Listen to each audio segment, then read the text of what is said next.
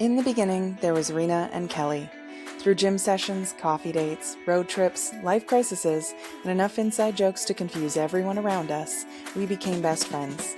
The kind of friendship where if you know one of us, you've definitely heard stories about the other. Then one of us decided to move 1,000 kilometers away.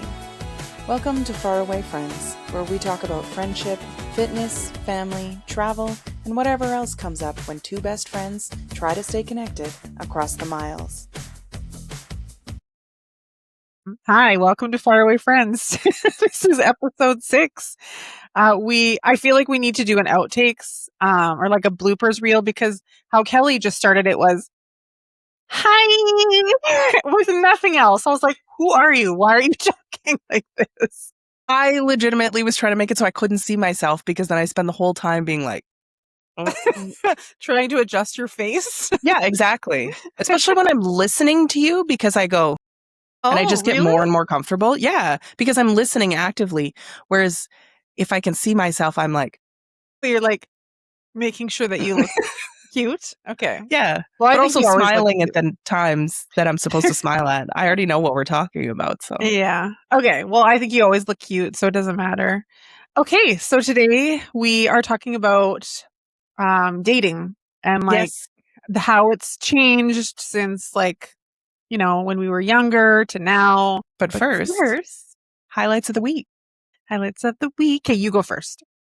My highlight of the week is the fact that I actually feel better right now because I have a sinus infection and It's a sinus infection? it's a sinus infection. Yeah. So, and I've been really good because I went through that period of time where I was getting them 3 or 4 times a year.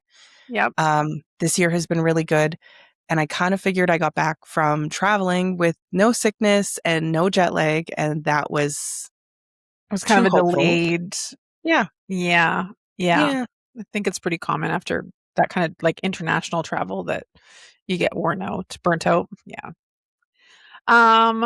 My highlight of the week is it's actually from last Saturday, but I think it still counts. Victor and I went to a Iwaji festival, which is it's essentially like an Igbo Thanksgiving.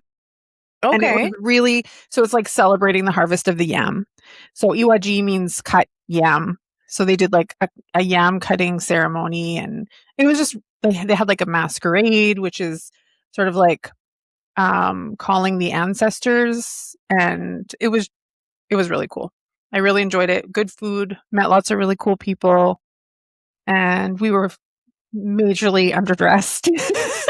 So we have to get some native attire for next year when we go, but yeah, it was really fun.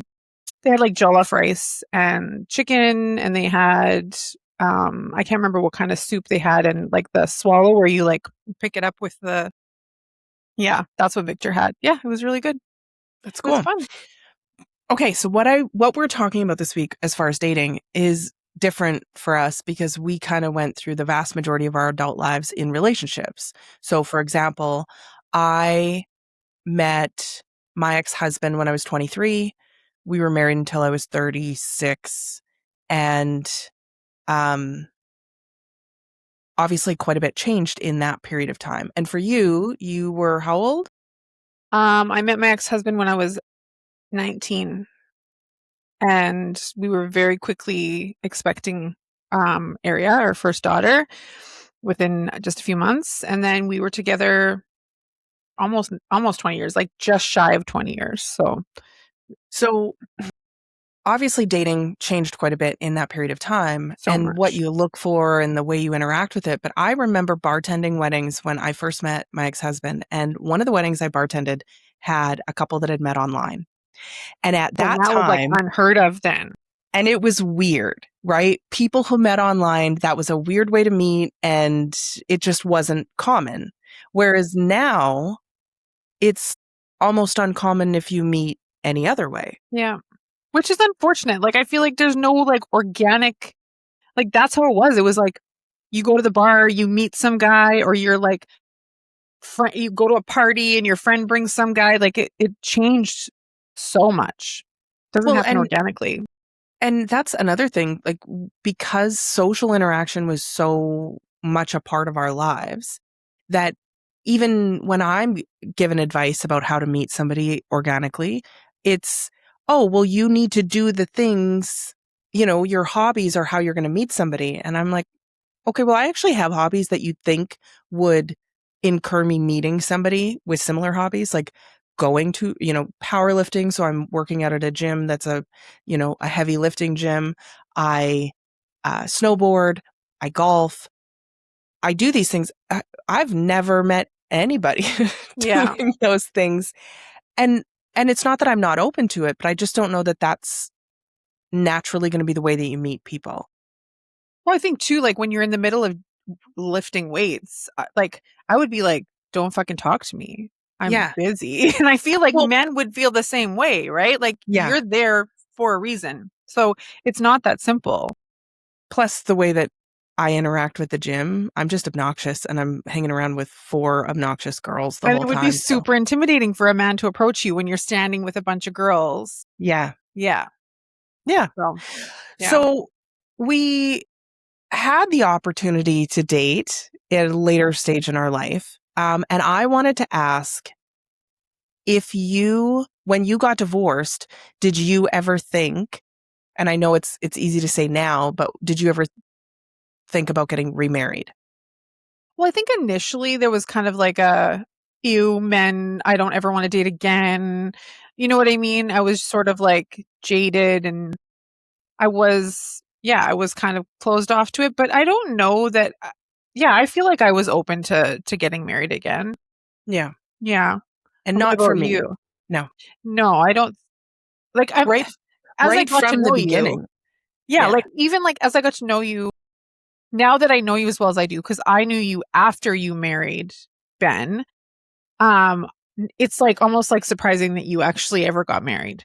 Which to anybody who knows me knows, and not that I was forced into marriage. I was happy to Right. get married. I didn't ever have a desire to be married. Right. It wasn't something I aspired to, where I think a lot of people, it is where you're going when you're dating somebody. That's the The end game, the yeah, the goal. end Yeah. game Mhm. of dating is to get married. Where for me, I had grown up, my mom had been married and divorced. It didn't hold the same value. I'm not religious. So the idea of marriage for me held no value. If I was with somebody that was like, hey, this is what I wanted to do. I mean, when I was younger, I would have been open to it. Now it's just like, well, it seems like a waste of money. For sure. For sure. You hear about like girls talking about how they always dreamed of like their wedding and the dress that they would have and all that, and I was never like that. I never like imagined my life as a married woman taking care of kids. That just wasn't. I don't know why. I don't know. And my mom wasn't married. I don't know if that had anything to do with it. But it just wasn't a priority for me. So So when you started dating after your divorce, was marriage the end game? initially, no. I really just wanted somebody to spend time with, especially because it was COVID. Yeah. And I was lonely. Like I just craved, some not even affection, just like time with somebody that wasn't just like we couldn't go to the gym, we couldn't go anywhere. I just wanted to interact with somebody one on one. My kids were going back and forth between my place and my ex's, so it was just like, it was more just wanting a connection with somebody. Yeah, that's fair. Yeah. And Ben and I divorced before. So we divorced in 2018. So I had already been dating for a couple years at that point. Like I took about probably 6 months off after we split up. And then I started dating. And luckily for me, met who I'll always affectionately refer to as Home Depot. Yes. So this is, I don't even know what his actual name is. He's and just you Home don't need to Depot. know I what don't his need to know actual what name it is. I still refer to him as Home Depot. Yeah. Because we still chat every once in a while. Yeah. But the idea of nicknames, I don't know how that became part of the all of the social guys, all of the consciousness. guys you met had nicknames. Like I remember there was like the Wizard, and like yeah. I can't remember any other ones. Yeah, there was Sad Puppy. Right, Sad Puppy. There was the Hunter. There was the hunter. Absolutely. Yes. So Yeah. and these are the thing. The nickname thing, I gave the guys you dated nicknames. Yes. I didn't. Yeah, because I never did that. But No. like with guys that I dated, I just called them by name. But Yes. I would tell you Because stories, and you would give them names based on those stories. based on the story, absolutely. Like, oh, so and so drove a Honda, so he becomes Rhonda. And it's also number one. Home Depot worked at Home Depot, so that made sense. Yeah. There were ones, that had very distinctive features. So that would be another thing. But a lot of it was, and I, look back on it affectionately, I had no desire to be in a relationship. So dating for me was fun. And I was very honest with everyone I dated that I had no interest in a relationship. Yeah. So you didn't need a name. You weren't going to be somebody that was in my life for long enough or meeting my family. So you didn't ever have to have a name for me. And to be honest, and this isn't me being rude, none of your dates needed a name because I only care about you. Yeah. Yeah. Well, maybe that's why you automatically gave them all nicknames. Yeah. Yeah. Yeah, absolutely. Yeah. So And what's a nickname that you remember from any of the guys I went on dates with? the captain. The captain. The captain. And that is, listen, there's another one that's more distinctive, but I don't want to bring it up, but I just specific Farquaad? Farquaad. Yeah. No question. And you'll probably remember, and this is the thing for anybody who talks about dating people and using nicknames, I was emotionally unavailable and therefore sought out emotionally unavailable people, which was perfect for me. But it leads me to another discussion. I was always very honest when I met men that I was married for 12 years. I had no interest in being married again. My kids were number one, my friends were number two, and this was just a good time. I wanted to meet good people that were interesting and have a good time, but it was nothing serious. There was never going to be anything serious. The discussion I want to have about that is, what is the sense of being almost brutally honest about that if it's going to be seen as a challenge? Did you ever experience that? No. Like if somebody said to you, I'm not interested in a relationship, would you have continued talking to them? I wouldn't have. No. Yeah. So Because I that's was not what you interested in a wanted. relationship. I was interested in being in an exclusive relationship. I didn't want somebody that was going to be, sleeping around with a bunch of girls. So yeah, I wouldn't have been interested in that. But my experience is the opposite. And maybe this is a guy thing. They're not open with that. They're like, oh yeah, that's what I'm looking for. But they're not. And I had the opposite, where I would meet men who were probably adored initially the fact that I was like, I don't need anything from you. It was like a challenge for them. That's exactly what it became. Yeah. It became, all girls say they're cool and they're chill. And I'm like, I'm not a chill girl. I'm not saying that at all. I am super, super fucking high maintenance. What I am, though, is completely independent, and you're not going to add any value. So why would I date you?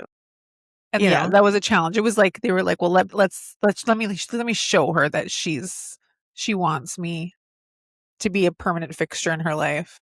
Yes. Yeah.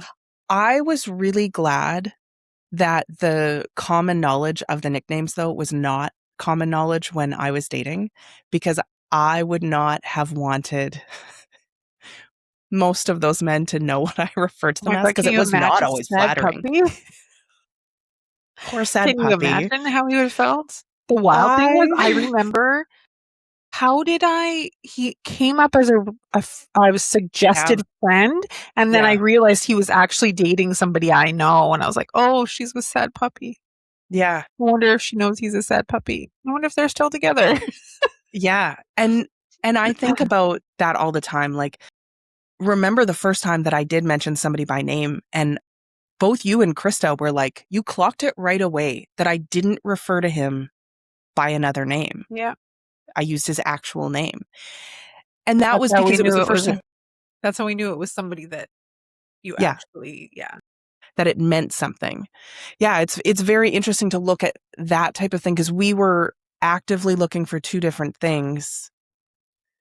And I think that online dating isn't necessarily conducive to either of them because the idea, like, okay, so what is your opinion? I have an opinion, but what is your opinion of online dating? Because I you think might at have this a more point, positive opinion. I think at this point it's almost just become a necessity, but I don't necessarily like that. Um, but I do think like I know a lot of people that have found good people from online dating. So I don't necessarily have a negative opinion of it. I didn't necessarily have a good experience myself, but I can't even say that because like I wouldn't necessarily want to change the experience I had because then I wouldn't have had the expectations that I have, right? I wouldn't have learned what I learned. I wouldn't, it's like saying, you know, oh, I would want to change something, but then you wouldn't be the person who you are, right? So like, I just found that it was the same, like, you know, a year or 6 months would pass, you know, maybe we'd meet somebody, you'd date them for a little bit, 6 months would pass, you'd go back on, and it was the same guys, the same profile, exactly the same. Nothing changed. They've clearly just been on there the whole time. So it was like discouraging. It was just the same shit over and over and over again, right? I think the issue, it has nothing to do with online dating. It's just that I found so many men were emotionally unavailable and they just they just weren't they just weren't honest with what they wanted. Well, and I think it's funny because I had a therapist who I said the same men are always attracted to me, and she hit me with are the same men attracted to you or are you attracted to the same men? Yeah. Which was emotionally unavailable men. And I remember sitting back and being like, first of all, bitch, that was unnecessary. What's the common denominator, Kelly? Yeah, exactly. But because of the fact that I am so specific about enjoying being single, because I really do enjoy being single, you and I have also talked about the fact that like online dating can be okay. Because my opinion of it is that number one, you can meet people that aren't in your circle. You can meet people and immediately eliminate certain things. So if you are somebody that is dating and you don't want to date somebody with kids and their profile says they have kids, don't swipe on them. Right. I don't want to date people with young kids. I have grown up children. So the idea of starting over again with young kids is not something that interests me. If you don't want to date somebody, because this is something that we're going to talk about, long distance, then don't swipe on somebody that doesn't live in your city. Yeah, exactly. So the first date that I ever went on, and this is the interesting thing, because I heard a lot of people talk about online dating made it easy to lie. And I had so many interactions with that. So did you, where somebody was being very dishonest. And I've heard the same thing because at one point, the two coworkers that I ate lunch with every day, both guys were dating and they experienced a lot of lies from women. Now, for sure. Here's the thing. Like, I don't want this to sound like men are the only issue. No. Women, yeah. Like I've heard lots of men have shitty experience with online dating too, for sure. And people just being dishonest. But one of the things that I have found is that it is very easy for somebody to be dishonest about being single or not. Now, when I first started dating, I didn't think that was a thing.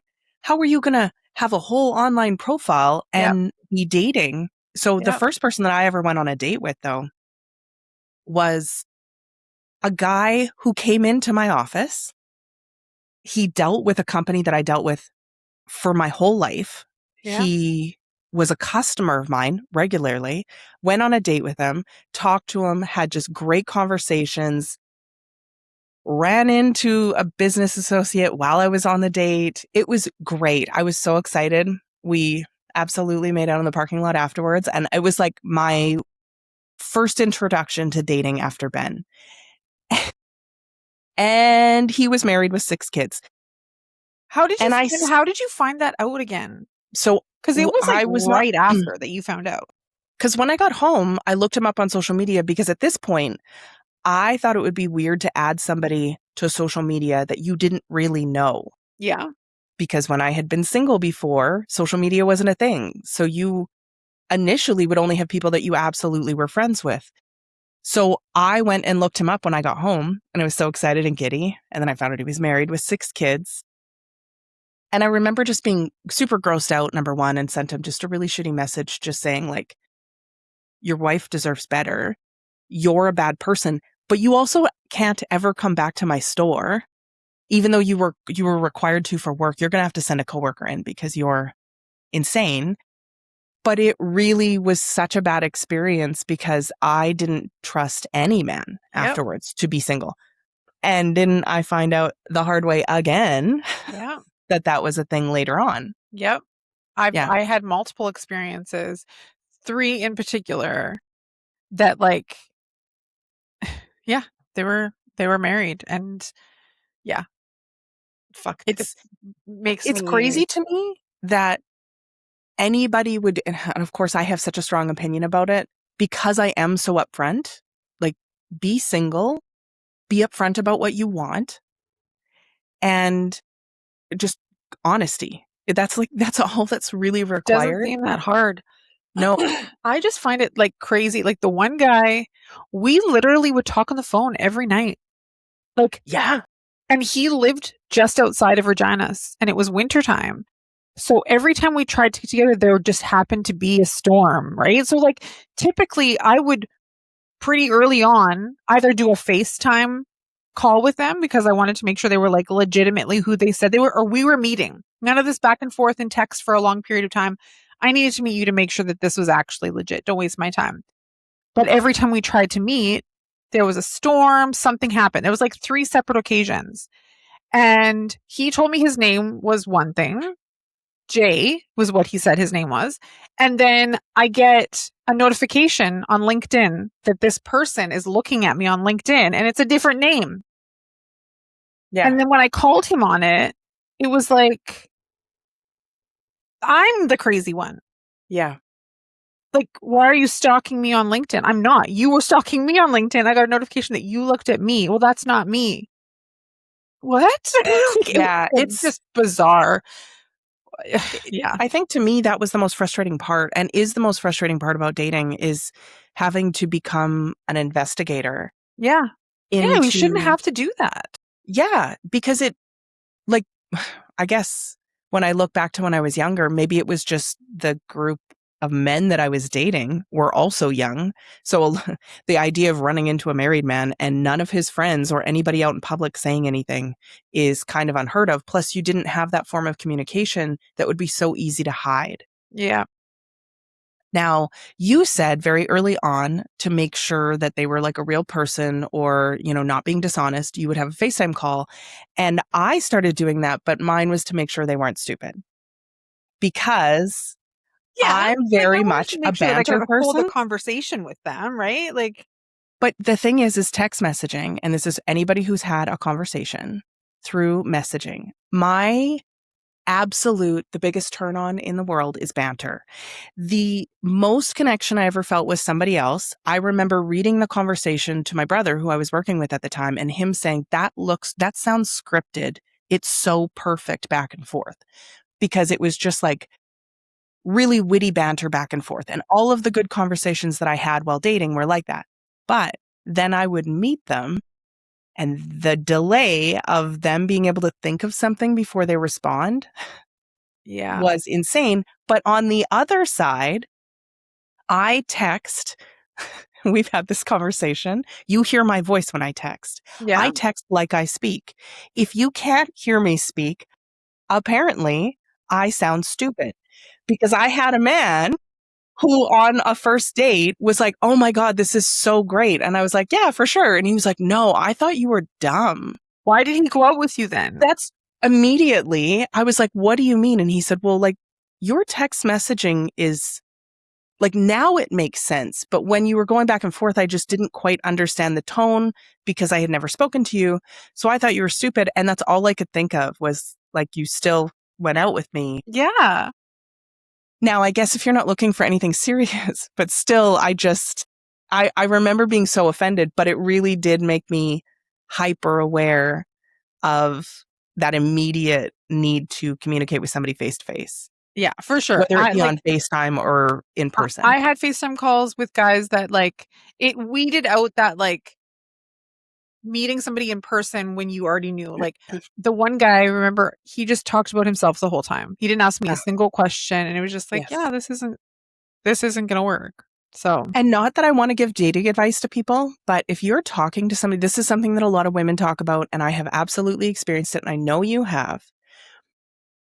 I have an idea when I'm messaging people. I don't online date anymore, but when I have, I wait and see how long before they ask me a question about myself. yeah. Or if it's And like, I have if gone it's 48 one-sided. hours. Yeah. Yeah. And I ask a lot of insane questions. What's your favorite dinosaur? What's your favorite jelly That's bean? candy. Yeah. What Yeah, candy if you would could you get rid of rid one of? kind of candy, what would it be? Because I want you to have an opinion, number one, and I want you to be witty, because still the greatest answer to what's your favorite dinosaur was sour. That person, I think about him often, only because of that answer. Dinosaur. Yes. But the idea of not reciprocating, and I don't mean like how many siblings do you have and them saying how about you? I mean asking you an individual question that you haven't asked them. Yeah. Yeah. Not that like, what about you back and forth, but actually like deep, not even deep questions, but like actual effort to get to know someone. Yeah, And because not if just you like, don't, what kind of work do you do? yes, and if you don't want to get to know somebody, I don't understand being on the app or people being on the app and being like, I'm not good at communicating. This isn't how you meet people then. Yeah. Like I hate to be that way, because this leads into the can you forgive being a bad texter question, which is no. And I mean this 100%. I'm bad at texting isn't a thing, because I have friends who are bad at texting and they're like, can I call you later? They don't text back and forth. That's just not how they communicate. But they absolutely have a way of communicating. I don't believe in I'm a bad texter. That's not a thing. No, I agree. That's the thing. Like, there's always like, there could be, I'm really busy today. I'm not going to be as responsible, Yeah. as responsive as usual, things like that. But just like nothing. Yeah. Yeah. We're not doing that. And I think that the problem I have with it is just this justification for early on not being in a good position communicating. Yeah. I think that leads us into like red flags, Yes. because for me, that was a red flag. Somebody that was inconsistent, Mhm. or that like you wouldn't hear from them for like a week and then they'd be like, hey, what are you doing tonight? Or like, it's like, no, that's not what I'm interested in here. Yep, absolutely. Communication is key in every relationship that you're in, friendships, work relationships and romantic relationships as well. But the early red flag, exactly what you said, inconsistencies, but also if there is any doubt in my mind about anything that you're saying, I struggle with that because of my history. I'm very clear. I remember saying early on, like because of, we'll call him Slim Shady. Okay, Slim Shady. He was the first person that I didn't use his name, or that I actually used his name. Yes. But because of the way that his interaction was so consistent, and yet he was married. Yeah. Little did I know.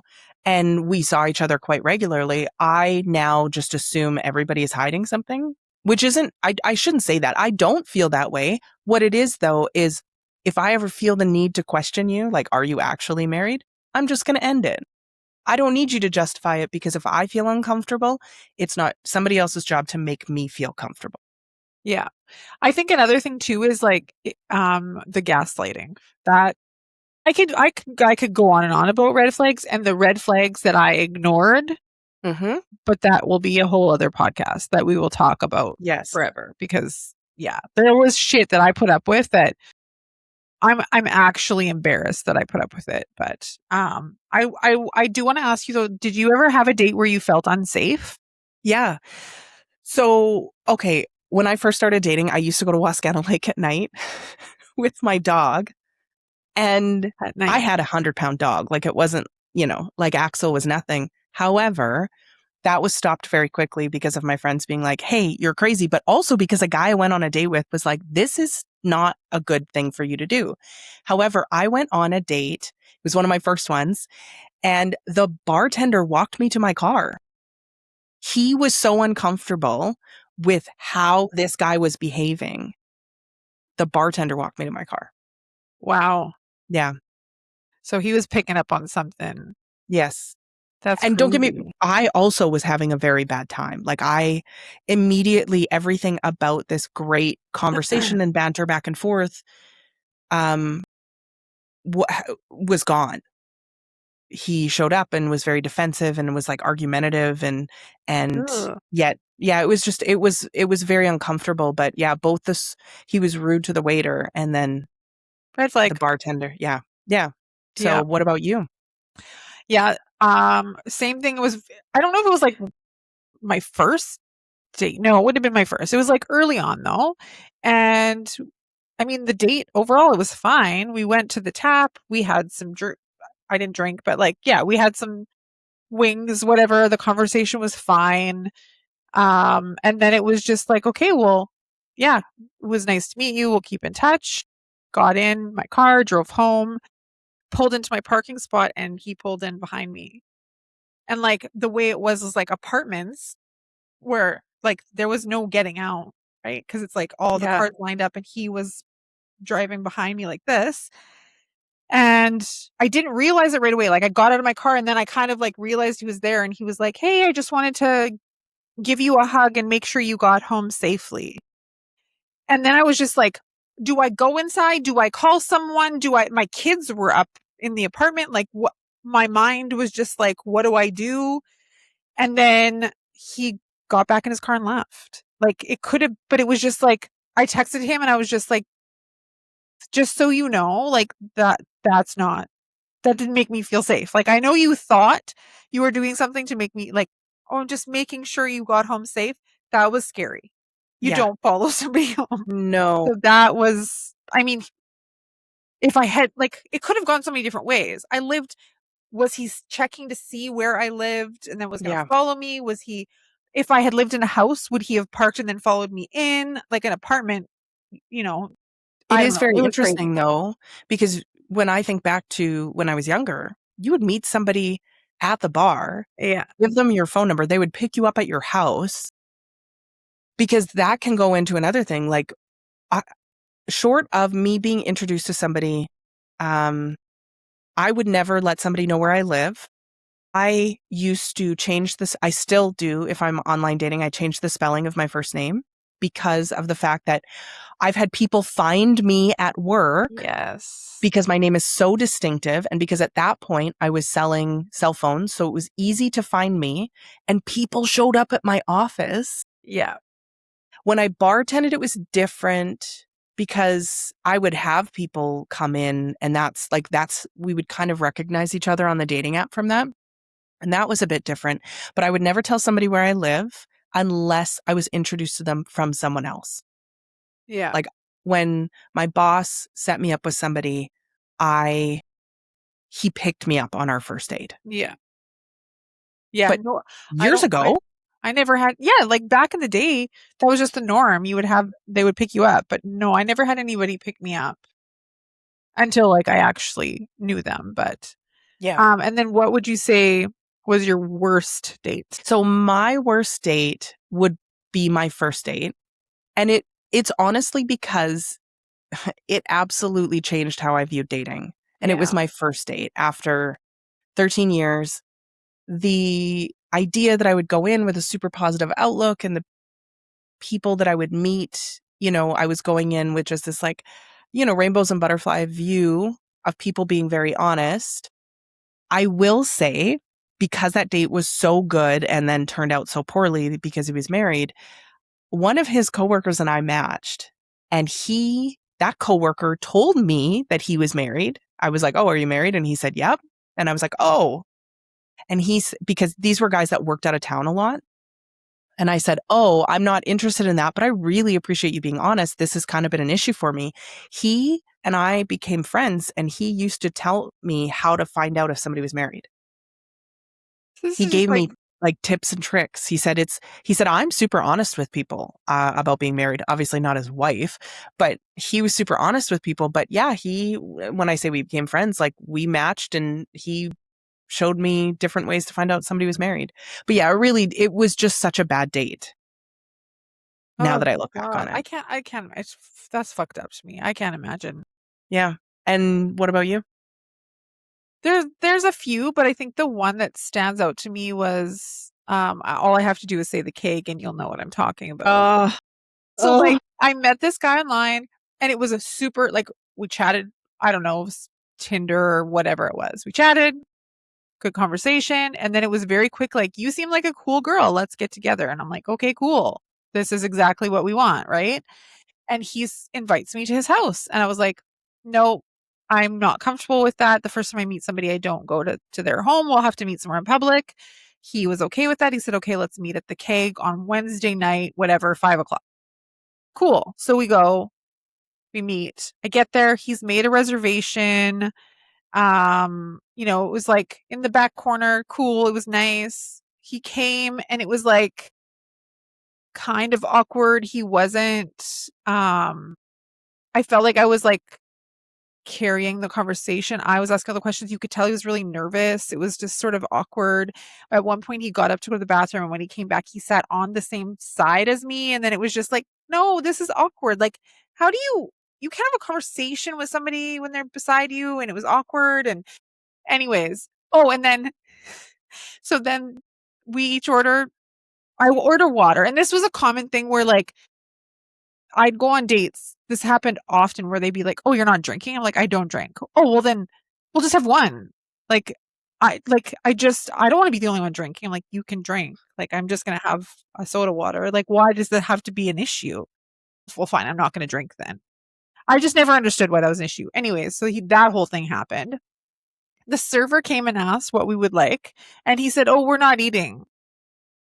And I was like, we're in the keg during their busiest time. Like, it's rude that we're going to sit here and take up one of their tables when people are waiting." And he was like, "Oh, I never thought of that. Okay, well, you can order an appetizer." So I ordered like whatever, some appetizer. And then after that, he says, "So how well do you know Regina?" And I was like, "I know it pretty well. I've lived here my whole life." And he's like, "Okay, so do I just put my address in your phone and you can meet me there?" And I was like, "Oh, no, I'm not coming to your house." And he was like, "Oh, okay." It was just fucking weird. It was weird. And then I was just like, okay, well, that's all now. Bye. And I had told him about how like how much I love Chris Stapleton, and he'd never heard Chris Stapleton. And then when he got home, he listened to Chris Stapleton and messaged me and said, "I listened to it and I thought of you." And I was like, don't ruin Chris Stapleton for me. Like it was weird. And then he just got the hint that no, this isn't gonna. It was so weird. Who goes to the keg on a Wednesday at 5:30 and is like, "No, we're not eating." So I don't know. It was very strange. So I think that that's interesting. I have had some really awkward or uncomfortable dates, but I always think about, because I was dating and you were still married, and I was telling people stories about dating because they were all insane. Like some of the most insane conversations I was having and everything. But poem guy, the guy, okay, because here's the thing. Yes, I remember poem guy. Yeah. I am not a romantic person. Not in the way that like I'm an acts of service person, but words of affirmation are not my thing. Whether the whole thing is nonsense or not, it's just not my thing. But a man wrote me a poem and I almost threw up. Grossed out. Yeah. It was, I was like, and "Oh, that's so sweet." You were like, you immediately were like, "That is so sweet." And I said, and this is the thing, we've had this discussion. Anybody who's going to have a conversation with me is not going to think this is something I'm going to like, though. That's the thing. Like, it's sweet, but obviously it's not your thing. It was also the third date. Like, Oh, he loves oh, you. yeah. That's too funny. I feel like we So need to have a whole other podcast talking about more of this because we could go on forever. just Um, dating stories because we had so yeah, many. I so do have a many. question for you though. Uh, the goal was not the goal, but you always knew that you wanted to meet someone and share your life. Like that's a thing for you. And you and I are very different in that respect. Not that I wasn't open to it, but it wasn't the goal. Um, so because I think you're amazing, and I was never going to think that any of the losers that you dated beforehand were good enough for you, and I stand behind that because they weren't. What about Victor was the one that made you settle down back into marriage? I thought you were gonna say, "What about Victor made you settle?" Settle? I would never. So, like, it's crazy because he was on the other side of the fucking world, like, and he was more consistent than any of the men were here. He was more honest with than any of the men were here. You know, there was like actual effort. Yes. There was, you know, he was very clear with, what his expectations were. He Mhm. communicated well. It just, it just flowed in a way. Like, I know a lot of people were like, when I decided I was going to go there and meet him, so many people were like, but aren't you scared? And I was just like, I just knew. I don't know why. I didn't feel there was other guys that I dated in Regina that I felt icky in my tummy. I felt nervous. I felt uncomfortable. There was never a moment like that with him. So I just kind of went with it. It just kind of happened. It happened quickly and thankfully it worked out and he didn't end up being a Nigerian scammer because that's what everybody was saying. Are you sure he's not scamming you? I always say to him, like, so when are you going to admit that you scammed me? And he's like, Yeah. not yet. It's not time yet. But I think that's the thing is that was something I never questioned.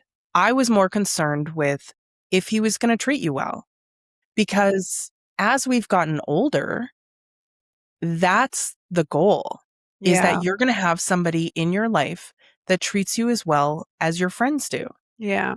Because there's a chance, and we've seen this before, that your friends are who but if you're going to end up in a relationship, why would you have somebody that doesn't measure up to your friends? Yeah. Yeah, for sure. I think a lot of times I would be like, "Oh my god, he did the sweetest thing for me." And you'd be like, "That's bare minimum." Right? That is something that I will say, and I'm not in any way, because I know how you, you feel about my ex-husband, so I'm not speaking highly of him. But my expectation for how I'm treated is very good. Yeah. The funny thing is, I treat people very well, in my opinion, and therefore expect that back. You treat people very well, but don't expect it back. I didn't used to. Yeah, I think sorry. my standards have certainly changed and I mean, yeah, I think I was just so conditioned to not ask for what I needed or speak up about what my needs were because I just knew, I just assumed that I was like, what's the point? My needs aren't going to get met.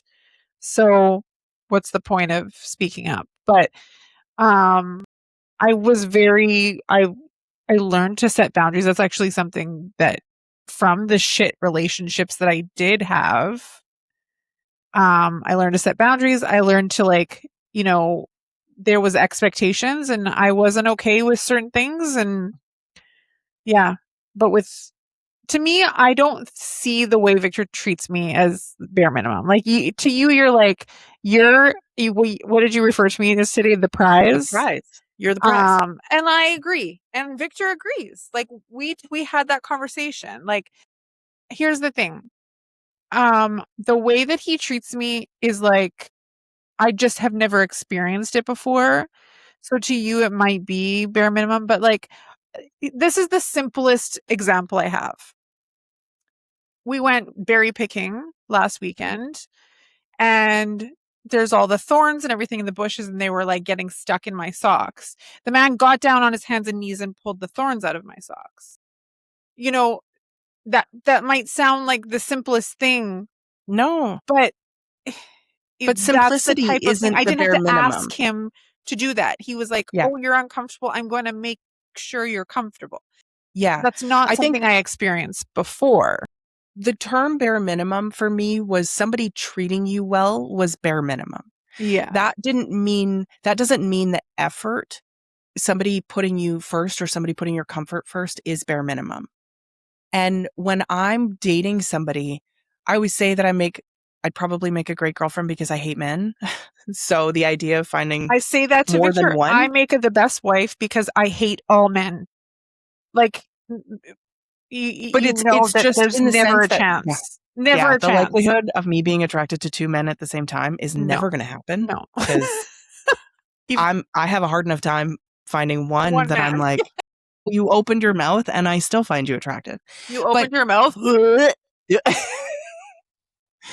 But it's just like, I know what I'm looking for. Like when I talk about acts of service, I bake banana bread constantly. I want to make people food. I want to like be that person because that's who I am. But you also expect that to be reciprocated. Yeah. That's Why would I want to be with somebody that doesn't want to reciprocate that? And that doesn't mean that's what I'm dating for, because that's the difference. I am not dating to find somebody to spend the rest of my life with. That's the biggest thing, is it needs to be reciprocated, and maybe it's reciprocated in a different way, but I shouldn't have to fucking ask you to do something nice for me. Oh, absolutely. Right? I absolutely. Yeah. Okay. We could talk forever, but let's just do a quick rapid fire and then we'll do what you love about where you're at right now. Okay. So super fast. Ghost or tell them you're not interested? My favorite line in the world, I wish you all the best of luck with your future endeavors, which is something that I have sent to multiple people when it just didn't work out. It's like you've done a job interview and you didn't want to exactly what it is. offer them Because the if this position. isn't going to work out, I want to be super upfront and honest, but I also don't want to leave there to be any conversation afterwards. Like this is like being cut off at the bar. There's no arguing with the bartender. Yeah. Yeah, I agree. Initially, I wasn't comfortable with that. I didn't want to hurt anybody's feelings. And then it got to the point where I was like, no, this isn't going to work. Okay, bye. Split the bill? Yes or no? Yeah. I mean, yes. I will split the bill. But the idea that I'm going out with somebody because they're going to pay for something is also kind of obnoxious because I can pay for it. Here's the thing. That for me, that's not what it's about. It's about like, it's that reciprocal thing, right? So like, okay, this time you paid, then next time, like, oh, maybe I'll come over and I'll bring takeout or whatever, right? Yeah. It needs to be reciprocal. That's my thing. So I think the first date, the guy should pay. Yeah, that's fair. What I think. Kiss on the first date or no? Yeah. Yeah. What am I here for? What about you? Yeah. Okay. Yeah, if I'm feeling it, for sure. There was some that, again, I had a hard time. I didn't want to offend anybody or like hurt anyone's feelings. So I was just like, oh no, I don't kiss on the first date, when I'm just like, ew, I don't like you. Yeah. Yeah. Sex on the first date? Yeah. Yeah. I mean, it's not, it's been a long time, but I don't date often. So now I don't think I would be comfortable with it. Yeah. Because that's not necessarily what I'm looking for. Yeah. Like I'm just trying to think. Yeah. Kiss on the first date. Yeah. Yeah. Okay, we already went over this. Date somebody with kids. I think it's more so the age of kids. Yeah, I don't care if you have kids. A lot of people my age have kids. I don't want to be involved with somebody with young kids. Yeah. Because then you end up becoming their stepmom. Like, yeah, and I don't want to do that. Yeah. Yeah. I already know your answer to this. Would you do long distance? No. Okay, actually, I would be more open to it now because I am not so specifically stuck in Regina. Okay. Like my daughter's moving away, my son's about to graduate high school and therefore may move away. So the idea that I'm going to spend the rest of my life in Regina isn't as solid, but it is not something that I would actively seek out. Yeah. So maybe I need to find you somebody in Victoria. Exactly. Listen, I do love that city. Okay. Would you date a younger guy? When I first started dating, I absolutely said no younger men. And then I've dated since then and I've been in relationships. I have dated older men. I've never dated somebody younger. I would not be against it, but I do have a pretty hard cutoff at like Yeah. 37, 38 for me. Yeah, that's fair. Yeah. I think And you my would? experience, yeah, like Victor Yeah. is 10 years younger than me. My experience, and maybe it's just unique to him, is that um, with older men, I found them to be more, you know, un- emotionally unavailable. They weren't as good of a communicator. I find, and this could just be because of Victor, the way Victor was raised. His family, they all communicate very well. That's just how he was raised. So, I mean, that was my experience with younger guys. They just communicated better. They were more consistent. Yeah. But older guy, well, no, because I'm already with somebody that's younger. I don't plan to date again. So Yeah, that's the thing. You yeah, are finished dating, so I'm it's done. fine. Thank No. God. I don't ever want to do that shit again. Yeah, you're welcome. Like, I guess I'll just provide the new dating stories. Except for Exactly. I Yeah. don't date. And that's fine. Yeah. That's fine. Yeah. Would you go back to an ex? No. Hell no. It's not that and I mean this like, there's what is it? I'm not eating out of the trash. There is no one that I dated before that I don't believe in unfinished business. I don't believe in closure. Like once it's done, and it's done for a reason. Yeah. If it didn't work out Yeah. the first time, what makes you think it's going to work out the second time? Right? Yeah. Yeah. That's kind of how I feel Absolutely. about marriage though. I did it. I don't need to do Been it there, again. done that. Yeah. Okay. And the last question, give a bad texter a chance? Absolutely not. No. Because a bad texter is a bad communicator. If you say, I don't like texting, I like to talk on the phone, that's a different experience. Yeah. Totally fair. Okay. So what do you love about where you are right now? Am I allowed to say that I'm in motherfucking Victoria? Yeah. Is that allowed? I I fucking love it here. I love it here so much. That makes me so happy Like, because here's the thing, the idea that, you're not allowed to say that. And I know you weren't being serious, but it's like, this is everything I've ever wanted for you. I like, just like I spoke about like Victor and how I just knew and nothing felt there was never a time where I was like, I don't know, is this right, is this wrong? This was the same type of thing. It just flowed, other than, like, there was some hiccups along the way, but I felt like this was just right, and I just felt like things were going to flow, like, and they have. Everything's just really flowed. We've found a good rhythm here already. I just every day we go a different path on a walk. It's just like so much beautiful things to see. I find that I'm saving money. Mm-hmm. Like, Because you're not just going out shopping because it's the only thing to do. right. I'm going Yeah. for walks, and I'm more aware of my surroundings in terms of like, I don't feel that I just need to stick my headphones in every time I go outside. Yeah. I'm listening, You like, want to I'm hear. breathing in the air, and I'm actually paying attention to like, ooh, there's something moving in the bush. What's there? Like, it's just like everything's exciting. And there have been a number of locals that I've been like, oh, they've been like, oh, just wait until it rains. And I'm like, I don't care. Yeah. Like, I cannot imagine this ever, like, the novelty of this wearing off. I love it so much. After living in Saskatchewan my whole life, Yeah. this is just, it's heaven here. I love it. That Yeah. makes me so happy. And what about you? I was talking to Krista this morning, and I will say it's actually where I am mentally. I went through some pretty crappy times, and oh my God, I'm immediately getting emotional.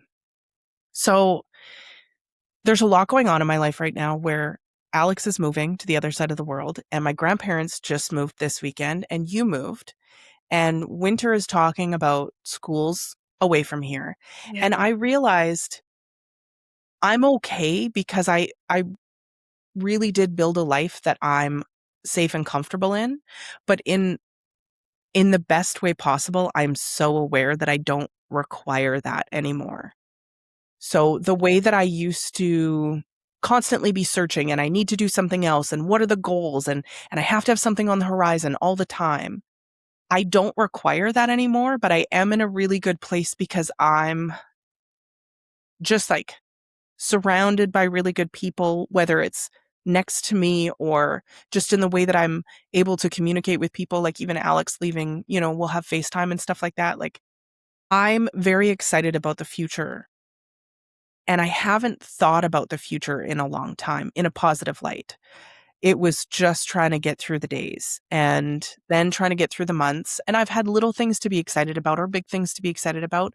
But for so much to be changing right now and for me not to be crashing out just shows that I've done the work, and it's kind of set me up to start looking to the future and being like, what do I want?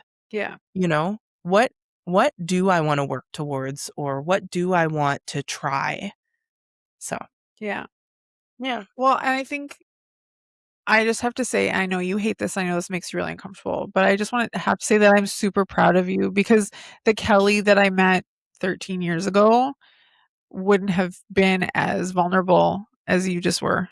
So I think Yeah, like very uncomfortable with it. the growth like I've seen in you, I think we've both seen each other grow quite a bit. But I came across something on Instagram about friends saying like reasons friendships end is because the most common reason people say is because they changed.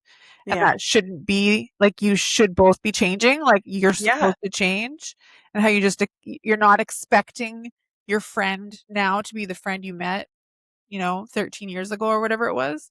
Yeah. And when I think about the versions of ourselves that we've seen, of each other that we've seen, like it's pretty amazing that how much we've been through, how much we've grown, how much we've learned from each other.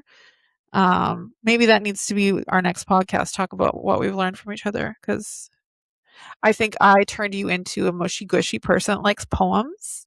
And Listen, I'm going to tell you right now, if a man ever writes me a poem, and it isn't good, don't get me wrong. If you're a writer and you can write an epic poem, yeah. I want it. Okay. I'm going to write you a poem. I better be in a serious relationship, because if I get a poem on the third date, I'm going to throw up. I'm going to write you a poem. We're in a serious relationship. Different. We've been dating for 13 years. But actually, next week, our episode is on Enneagram and Myers-Briggs and zodiac signs and all the different ways that those make up our personality. Yes. Enneagram is the best. So if you're listening really to this now, go and take the Enneagram test so that you can be ready for, because I feel like that's the one that I resonate with the most. You definitely do. Yeah, for sure. But I did take the Myers-Briggs test so that I could remember what I am. Okay. I'm glad you remember what you are. Okay. Remember who you are, Simba. Okay, bye. Okay, bye.